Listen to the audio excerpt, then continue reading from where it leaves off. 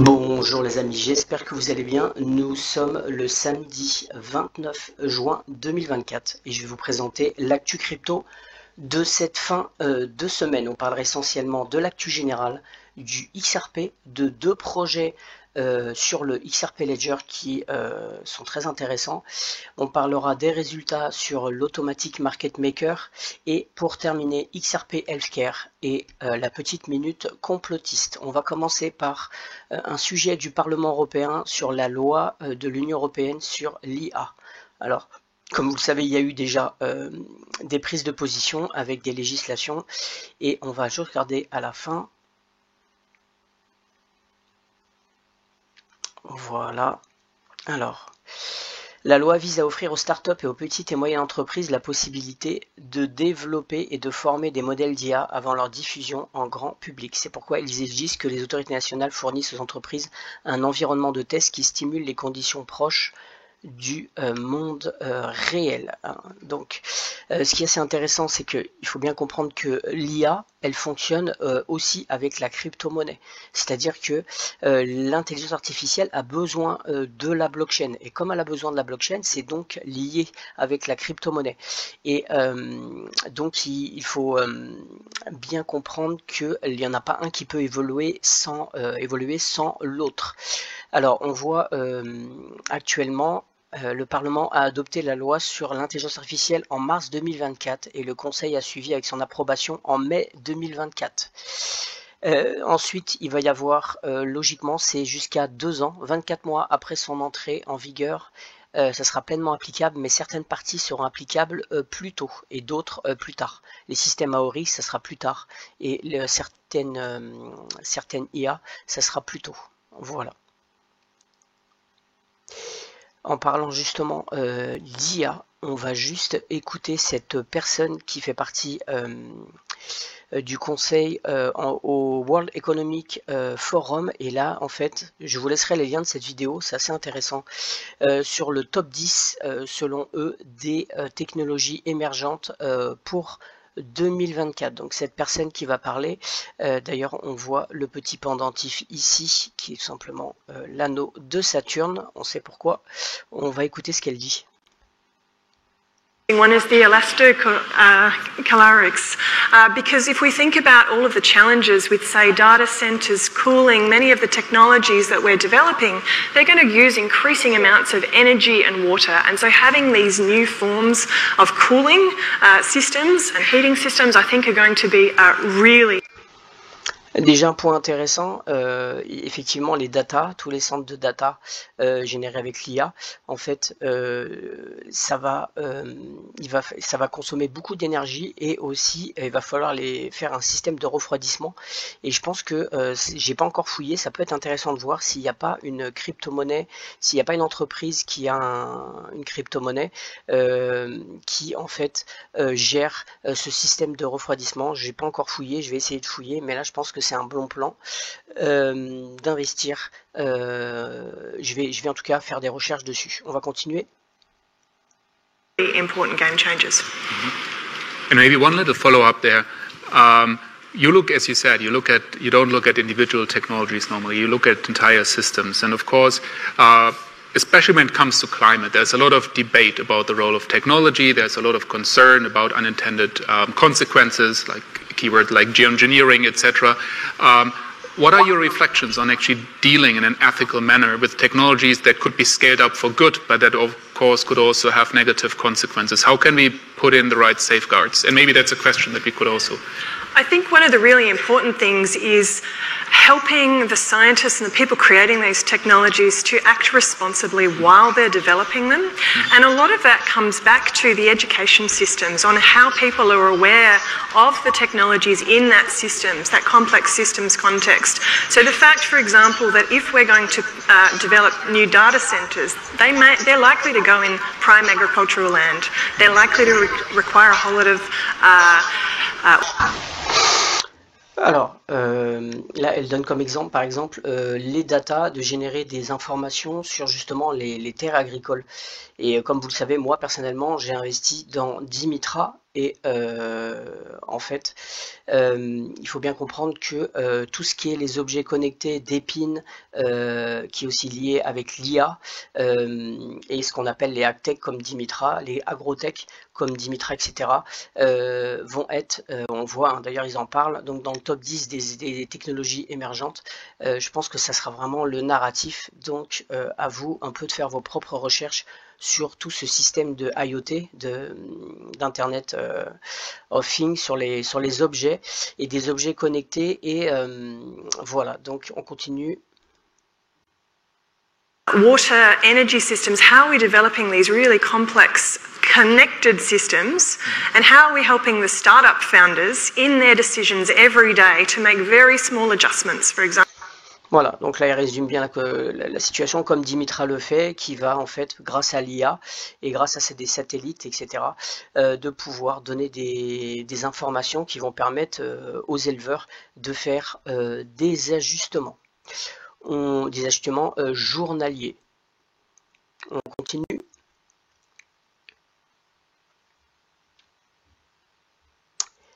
Et on a le 21 Shares qui en fait demande l'autorisation d'un ETF Solana.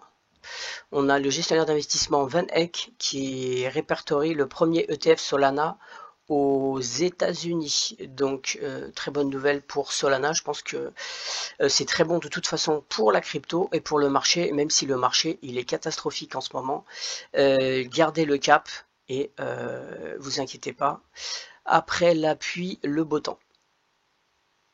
On continue en parlant encore de bonnes nouvelles. On a la Cour suprême qui limite les pouvoirs de la SEC d'imposer des amendes. Et ça, je peux vous dire que ça fait mal. Je vous avais dit qu'il y aura un retour de bâton sur la SEC. Et encore un autre retour de bâton. On a la Coinbase qui poursuit en justice les régulateurs US, la SEC et FDIC. Voilà, ils contre-attaquent, encore mieux. Je pense que tout ça c'est positif pour le procès avec le XRP. On continue, je vous avais parlé il y a pas mal de temps de cette carte de Palao, la carte de programme de résidence numérique à Palao. Alors qui pour moi, selon moi, peut être intéressant quand vous ne pouvez pas avoir accès à des exchanges par exemple, si c'est bloqué par rapport à votre nationalité, avec ce programme numérique, eh bien vous pouvez donner cette carte d'identité et vous avez donc le droit. Par contre, il faut bien comprendre que faut bien lire entre les lignes et comprendre que ce programme, si par contre c'est pour une expatriation, c'est 180 jours. Voilà, vous pouvez résider logiquement que 180 jours. Et surtout, au niveau fiscal, il faut bien faire attention. Il n'y a pas d'accord avec. Donc il y a effectivement 0% de taxes pour les revenus étrangers si vous résidez au Palau, mais le souci c'est qu'ils n'ont pas d'accord avec l'OCDE, ce qui veut dire que vous pouvez vous choper une double imposition. Et bon, ok, vous n'êtes pas imposable au Palau, mais en France, si vous êtes français par exemple, vous pouvez vous choper l'imposition quand même française, puisque pour l'instant il n'y a pas d'accord avec l'OCDE. Voilà, je tenais juste quand même à le dire. On continue, on a WorldCoin qui s'associe à Alchemy pour construire une infrastructure blockchain. WorldCoin a révélé un partenariat avec Alchemy pour construire l'infrastructure de sa chaîne de blocs WorldChain, qui est également la nouvelle maison pour son World Yield et World App. Je vous rappelle juste que World Yield et World App, c'est Sam Altman qui gère ça. Donc attention.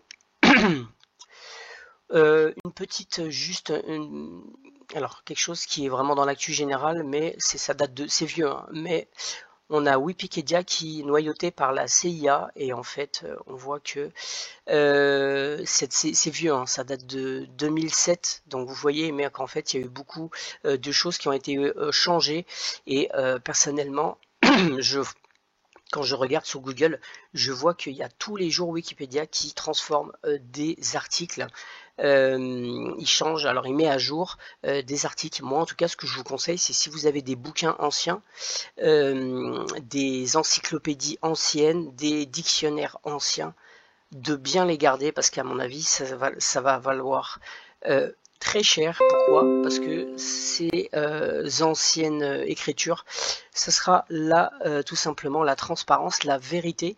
Voilà, je vois ça comme ça parce qu'il y a beaucoup de transformations, beaucoup avec l'IA, etc.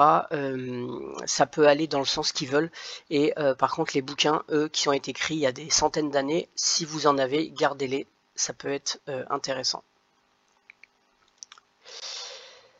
La décision de la Cour suprême des États-Unis d'annuler Chevron donne à l'industrie la crypto. Alors c'est comme tout à l'heure, pareil, ça donne moins de pouvoir à la SEC, tout simplement. Donc c'est très bon pour la crypto-monnaie. J'ai fini pour la petite actu générale et maintenant juste vous parler de XRP Healthcare. Alors je laisserai le lien de cette interview, mais on va juste regarder un petit peu la fin sur la team parce que c'est quand même assez huge, assez gros. A chairman to lead our M&A venture here in Uganda, Whitney Lin.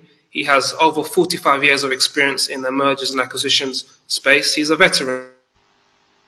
He's helped play a role, in creating over $10 billion US in wealth through his previous roles at his M&A company called Coram. So we've got some serious players on our team now. Keith Ere, Chief Technology Officer. He's got tremendous experience in the healthcare space. Also, his company, Isansis, they are collapsed. So we've got some competent guys. Peter Wisewa, who's free here. This guy is an advisor for the Bill and Melinda Gates Foundation, UNICEF, World Health Organization. So we've got some guys on our team who know what they're doing. So we're really excited. Well, Yunusu Masoke. He's another guy who previous experience at KPMG, PwC. So we are. Voilà, donc ça continue de progresser avec vraiment des gens compétents pour XRP Healthcare. Je vous rappelle que pour moi, ce token, c'est vraiment sur le long terme et qu'ils ont un projet de rentrer aussi en bourse en 2027, si je me souviens bien. Voilà, je vous rappelle que vous pouvez faire du staking sur XRP Healthcare sur leur application. Et bien sûr, je pense qu'au prochain bullrun, il va exploser. Et après, à chacun de gérer. Mais il est toujours intéressant de prendre des gains. Et ensuite, quand ça redescend, de peut-être en racheter et de restaker. À vous de gérer comme vous le sentez. On va maintenant juste faire un petit bilan sur tout simplement Magnétique. Alors, actuellement, vous voyez, je suis assez transparent. Je vous mets, donc on voit, là j'ai déposé à peu près 600 XRP et la même chose en montant pour le MAG. Et je gagne par jour environ, ça correspond bien sûr, si je parle ça correspond approximativement à 1,5 XRP par jour. Voilà, alors je gagne en mag, on me distribue des mags, mais je peux après les convertir en XRP. Personnellement, je les garde en mag parce que je pense que mag peut exploser à la hausse plus tard. Donc je garde en mag actuellement. Voilà. Par contre, il y a actuellement, depuis une semaine, ça s'écroule bien, vous voyez le prix du mag, il est à 6000 XRP, il était à un moment donné à presque 8000, il valait 8000 XRP, il est actuellement à 6000, mais c'est pas grave, j'engrange des mags, il remontera, vous inquiétez pas. Et je voulais juste vous parler un tout petit peu encore de mag.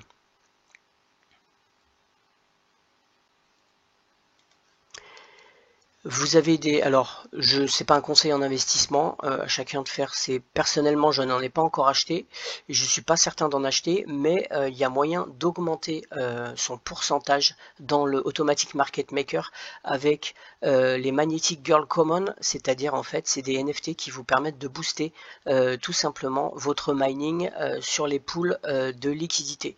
Voilà, c'est pas un conseil, mais il y a une fonctionnalité sur Magnétique. Voilà. Je vous laisserai le lien de toute façon. Vous avez ça, c'est vraiment le document où vous avez tout, et c'est assez intéressant. Il faut savoir que vous avez aussi le XRP Faucet. C'est gratuit, je le fais sur Telegram. Vous tout simplement vous gagnez, alors quand je dis vous gagnez, vous voyez, vous gagnez vraiment, c'est que dalle. Vous pouvez le faire toutes les heures à peu près, mais vous gagnez vraiment que dalle. De temps en temps je le fais, je m'amuse à le faire. Vous voyez les profits 0,005, c'est vraiment pas grand chose. Vous avez une autre fonctionnalité, vous voyez Get Free ici, Get Free, et là vous pouvez gagner un peu plus de XRP, mais il y a vraiment moins de chances de gagner. En tout cas les gens qui ont du temps, si ça vous intéresse. Mais personnellement, il n'y a vraiment pas grand chose à gagner. Il vaut mieux mettre sur les pools de liquidité. Par contre, quelque chose qui peut être là, je pense, intéressant. On va retourner. On va aller sur Bounty Hut. Voilà, alors là, ça peut être intéressant, c'est tout simplement inviter des amis, participer au système de référence, compléter les tâches journalières. Donc si vous par exemple vous déposez sur l'AMM, vous allez gagner des bounties. Si vous faites du trading, du swap, vous allez gagner des bounties. Il y a un jeu que je ne conseille pas, je l'ai fait juste une fois pour m'amuser, j'ai eu du bol, j'ai gagné, c'est tout simplement jouer le pari. Alors le Play 10, on va cliquer dessus. Je sais pas si ça fonctionne, non, c'est en haut. En fait, vous pariez une somme, je crois que c'est minimum, c'est 5 XRP. Vous allez parier et vous allez avoir un chiffre. On va aller voir directement. Voilà. Donc là, vous pouvez parier. Vous voyez, j'ai 16 XRP de disponibles et on peut parier. D'ailleurs, je vais le faire directement pour vous. C'est pas grave, je vais utiliser 5 XRP. On va le faire. Vous voyez le prix. C'est en fait, si vous multipliez par 2, vous pouvez multiplier par 2. Par contre, je conseille vraiment pas de le faire, mais on va le faire juste pour s'amuser. Vous pouvez parier un chiffre qui est inférieur à 47 ou supérieur à 53. Je pense qu'avec ma poids, je vais perdre, mais on va faire...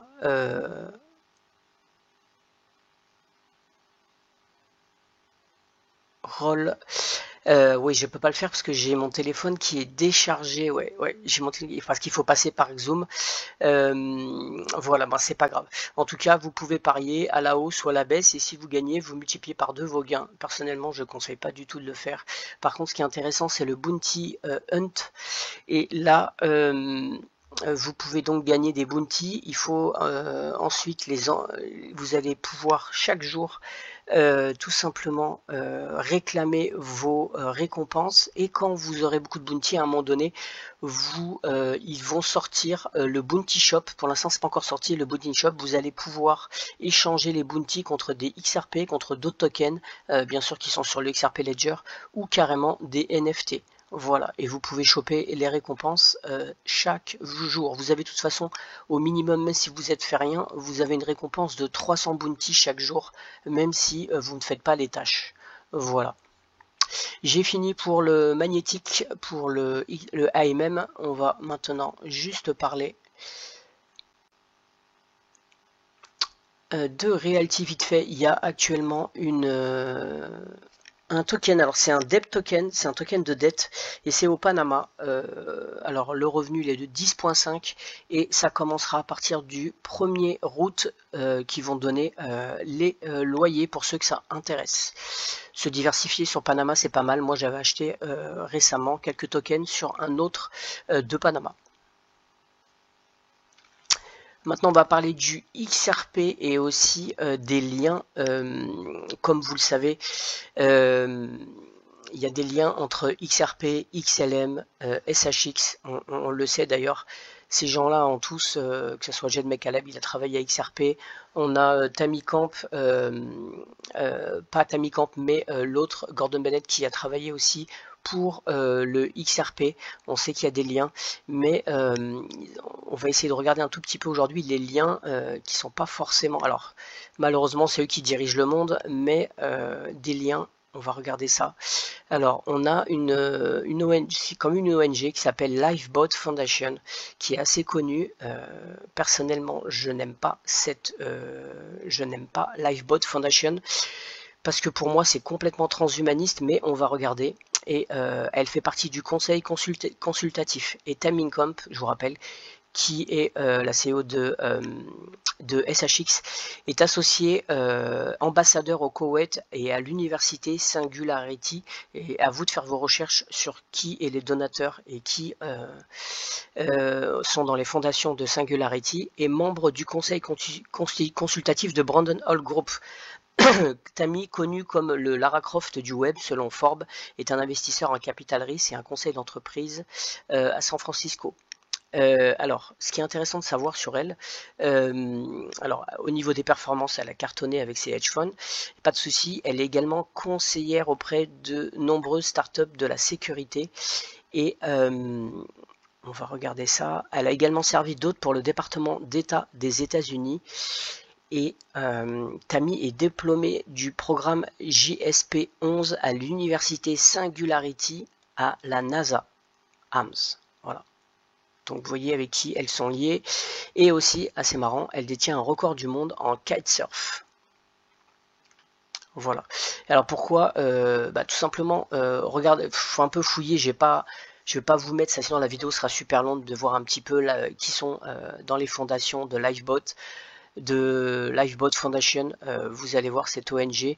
Je vous donne juste un petit exemple, voilà, de leur projet Life Shield Bunker. En fait, tout est sur le transhumanisme. Notre programme est un complément à notre espace habitat programme. C'est une position de repris dans des programmes tels que BioShield et NanoShield échoués globalement. Alors, vous voyez, là, on a une image un petit peu de leur projet.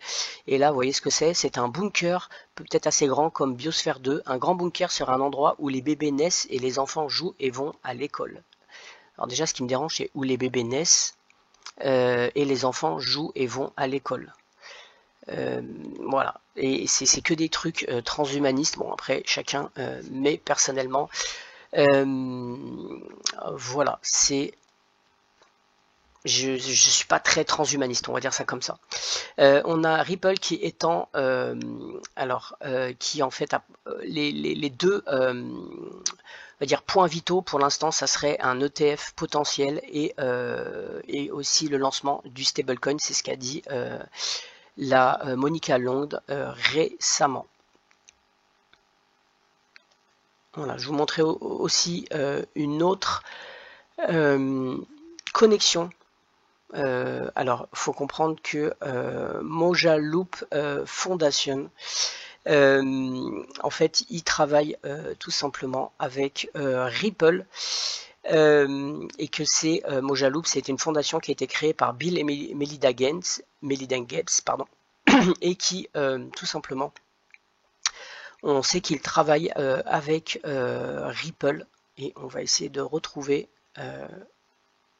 aussi des choses. On voit que là, je vais essayer de le traduire. Voilà, Bill Clinton va parler, ça c'était en 2018, en tant que speaker le plus important au Ripple Swell Conference. Ça c'était en 2018. La prochaine conférence Swell organisée par Ripple présente le président Bill Clinton comme conférencier principal. Donc on voit un petit peu, bon, je ne vais pas lire tout l'article, mais on voit un petit peu, je vous laisserai l'article, on voit un petit peu la toile d'araignée qui sont liés. On sait que Bill Clinton, c'est pareil, sont liés avec la fondation aussi Bill et Melinda Gates.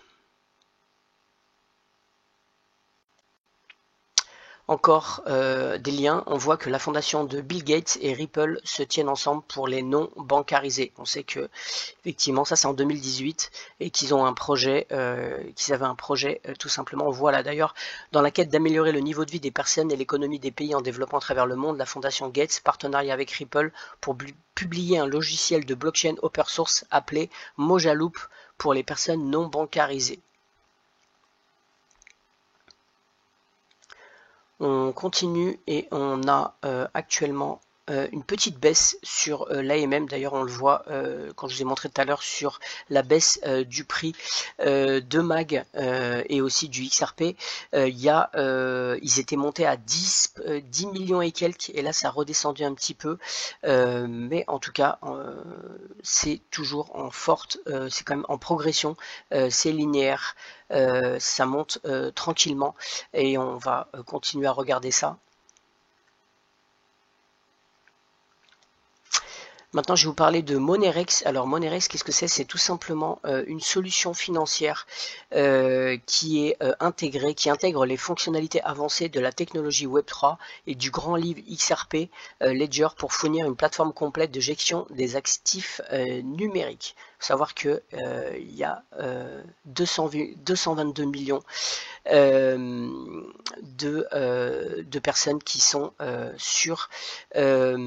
c'est énormément l'Amérique latine, c'est essentiellement l'Amérique latine et c'est le premier solution de management de digital asset en Amérique latine. Voilà, et ils vont faire carrément incessamment sous peu cette carte tout simplement qui sera liée avec le XRP Ledger. Donc ça c'est tout bon pour le XRP, pour Ripple. Justement, on va voir le CEO qui parle tout simplement de ses objectifs d'entreprise. Ça dure pas longtemps. Well, Monerex, we are a startup fintech firm founded in Tulum, Mexico, and we are building a digital asset management solution with Web3 integrated pay rails built on the XRP ledger. So our vision is pretty simple. It's to bank the unbanked, provide banking services to the unbanked community, to be a bridge for the cryptoverse and the traditional financial system of Mexico, and to disrupt the payment processing market here by leveraging the technology of the XRP ledger. Donc c'est quand même un marché assez important. Je peux, en ayant voyagé pas mal en Amérique du Sud, je peux vous dire que tout le monde n'est pas forcément bancarisé, même si effectivement c'est quand même, ils sont plus bancarisés les gens en Amérique du Sud que par exemple en Afrique, où je pense que là il y a vraiment encore plus en tout cas de potentiel, mais en tout cas il y a vraiment un potentiel énorme pour l'Amérique du Sud et je pense que cette compagnie elle est à suivre et c'est tout bon pour pour le Ripple. On continue et on a cette fois-ci Axiology qui fait une collaboration avec Superwo et Ripple dans l'Union européenne. Alors, je vous explique. Ripple et Superwo a annoncé une collaboration étendue pour explorer les possibilités du régime pilote de la technologie de ledger distribué de l'Union européenne. Il faut savoir que l'Union européenne a un projet où ils ont besoin en fait des DLT et Axiology a été choisi pour faire ce projet pilote et Axiology travaille avec tout simplement Ripple et donc c'est une bonne nouvelle. Bien sûr c'est un pilote pour l'instant mais c'est tout bon signe, voilà, qui se concentre sur la construction dans l'espace d'infrastructure de type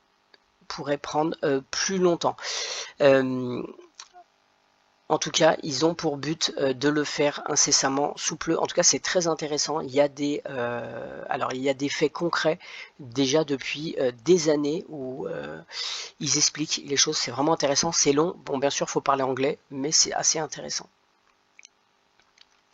Je vais vous parler maintenant, je vous ai parlé de Monerex pour tout simplement les non bancarisés comme projet sur XRP Ledger. Maintenant, je vais vous parler de une autre appli. Alors celle-là, c'est un petit peu un coup de cœur. Je vais vous montrer ça. La vidéo, ça s'appelle XGO. In your lane, how to stay on the go. I came to play with the pros and act like a rookie, so they overlook me. Then I double up again under their nose. None of them cold. Alors, c'est une application qui n'est pas encore activée, mais qui va bientôt l'être, où en fait, vous pouvez montrer, un peu comme TikTok, vous montrez vos vidéos de ce que vous faites, mais dans le sport. Et moi, ayant fait beaucoup de compétitions dans d'autres sports plus jeunes, eh bien, je suis assez sportif, on va dire. Je continue à faire beaucoup de sport et c'est assez intéressant. Vous pouvez filmer et vous envoyer en fait sur l'application quand elle va être mise en place, et vous allez pouvoir gagner des XGO tout simplement. Alors, pas besoin d'être professionnel, mais si vous faites des choses qui plaisent, il y a les gens qui vont voter. C'est comme un réseau social en fait, mais sportif, et ils vont voter entre plusieurs personnes. Et si vous êtes le gagnant, bah, vous pouvez gagner des XGO selon les vues, etc. Je pense que pour financer ça, leur but après, ça va être de mettre sûrement de la publicité plus tard, comme TikTok, etc. Pour qu'ils puissent, parce qu'il doit bien avoir un objectif, qu'ils puissent gagner. En tout cas, je vous invite à regarder XGO. Ça peut être intéressant, et surtout le prix commence déjà à monter sur XGO. On va juste regarder. Nous sommes une communauté, nous avons un jeton XGO. Nous efforçons de donner à chacun la possibilité de participer à des sports, peu importe où il se trouve dans le monde. Nous croyons à un monde où les gens peuvent rivaliser, peu importe la monnaie qu'ils utilisent. Nous voulons rendre facile et équitable pour des gens de partout dans le monde de participer à des sports. Nous croyons qu'en donnant à chacun un terrain de jeu équitable, nous pouvons rendre le sport accessible à tous ceux qui veulent jouer. Alors, comment on peut gagner des XGO? Vous pouvez gagner des XGO simplement en participant à des défis sur la plateforme, en améliorant votre classement. Alors, vous allez mettre votre vidéo, et il va y avoir en fait comme un tournoi avec un autre, et si vous êtes le gagnant, vous allez monter et vous allez pouvoir gagner des XGO, et vous allez aussi pouvoir faire du staking des XGO. Les utilisateurs peuvent parier avec un jeton XGO et gagner des objets de collection NFT. La plateforme a un modèle mixte de NFT collectif. Vous pouvez gagner des articles par staking, compétition et achat d'accès. Donc soit vous pouvez acheter directement, soit en faisant les compétitions et en gagnant, soit en faisant du staking. Quelle est la raison d'émettre un nouveau jeton plutôt que d'utiliser un existant? À quoi sert ce jeton, ce qui n'est pas possible avec le jeton XRP natif ou d'autres jetons déjà existants? Alors, il y a plusieurs raisons pour lesquelles un nouveau jeton peut être émis au lieu d'utiliser un jeton existant comme XRP ou d'autres jetons déjà existants. Le nouveau jeton peut servir en cas d'utilisation spécifique qui n'est pas possible avec le jeton XRP natif ou d'autres jetons existants. Par exemple, le nouveau jeton peut être conçu pour faciliter un type particulier de transaction ou fournir des fonctionnalités spécifiques qui ne sont pas disponibles avec d'autres jetons. En fait, c'est tout simplement pour l'application. Ils ont besoin de ce jeton pour financer. Avec les autres jetons, c'est compliqué, il faudrait une interopérabilité. C'est pas forcément le but. Le but, c'est qu'ils créent leur jeton et que tout ensuite l'écosystème soit fait à partir de ce jeton. Voilà, en tout cas, c'est un projet intéressant. À vous d'aller regarder un petit peu. Juste, on va retourner sur le pool AMM. Et vous voyez là, XGO, XRP, on va cliquer dessus. Il y a 625 contributeurs et il y a 1,2 million de XRP de TVL. On va regarder le prix.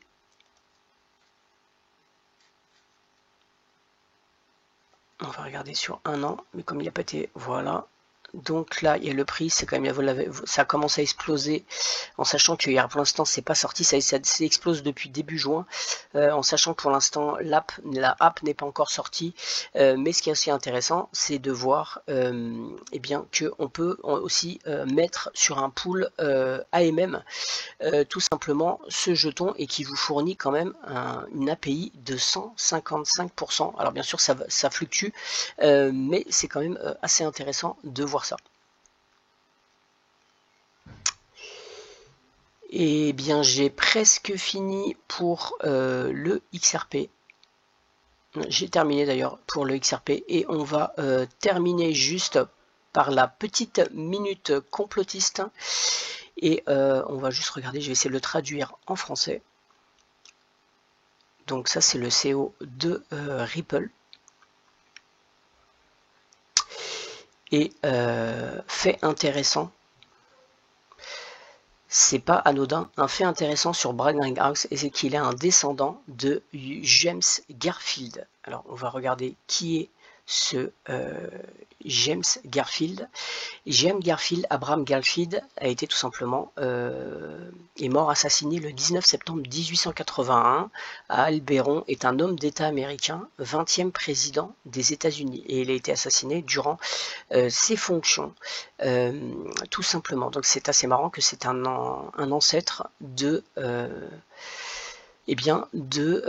Brad Garlinghouse. Et dernière chose assez étrange, voici les photos de ce monsieur. D'ailleurs, si on regarde bien, je trouve qu'il y a un petit air de ressemblance avec, bien sûr en plus âgé, mais avec Brad. Et là, on le voit ici avec le phénix dans ses bras, ici. Alors, il faut savoir qu'il s'est fait assassiner parce que il le met dans Wikipédia, c'est tout simplement parce qu'il luttait contre la corruption, etc. Et en gématrie, si je tape Brad Garlinghouse, j'arrive sur ce livre où il me met en fait le dernier président. Et il faut savoir que The Last President 1900.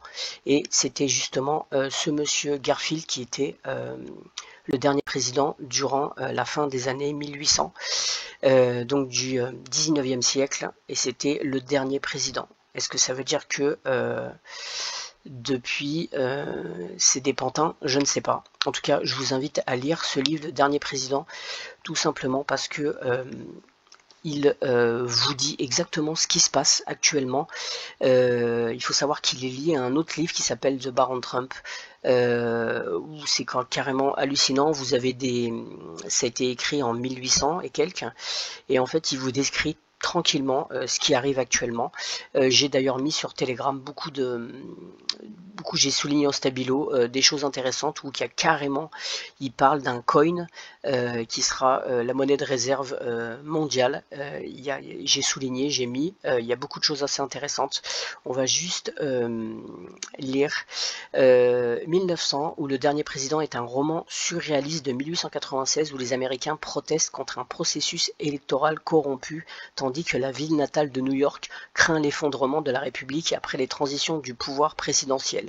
Si cela vous rappelle les attitudes après la victoire présidentielle de Trump en 2016, vous n'êtes pas le seul. En 2017, ce livre ainsi que Logwood, les voyages et aventures du petit baron Trump. Il faut savoir que le fils de Donald Trump, on l'appelle le baron Trump, et de son merveilleux Doug Bulger. J'ai aussi ce bouquin, et en fait c'est pareil, il vous décrit exactement le monde, ce qui va arriver. Voilà, attirer l'attention en raison de ses liens étranges avec le président Trump et sa famille. Est-ce que le livre prévoit Donald Trump comme le dernier président d'une république telle que nous la connaissons? Est-ce une coïncidence bizarre ou prophétique? Laissez le lecteur décider. Voilà, j'ai terminé pour la petite minute complotiste. J'espère que vous a plu. Tenez le choc. Je pense que personnellement, comme je vous ai déjà dit, je pense qu'on arrive au mois de juillet. Il faut comprendre qu'il y a des bonnes nouvelles qui arrivent entre les ETF. Je pense que vraiment là, la correction, on est presque au plus bas. Je vois vraiment pas les altcoins descendre vraiment beaucoup plus bas parce que sinon ils vont carrément descendre à 0. Je pense personnellement que ça va remonter, bien sûr. Je vois aussi un Black Swan. Quand, je ne sais pas, mais je pense qu'il y a en tout cas un Black Swan qui arrive à mon avis avant les élections, mais je pense que ça va pomper pendant un petit temps. Ils vont faire remonter les altcoins avant une grosse chute et après à voir combien de temps ce Black Swan va durer. Et ensuite, je pense qu'on arrivera au gros bull run. Voilà. Mais il va falloir vraiment suivre ces élections et les événements qui vont arriver avant ces élections. Je pense que ça va être important.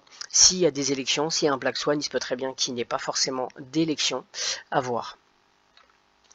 J'ai fini. Eh bien, écoutez, je vous souhaite un bon week-end. Profitez du soleil. À très bientôt. Ciao.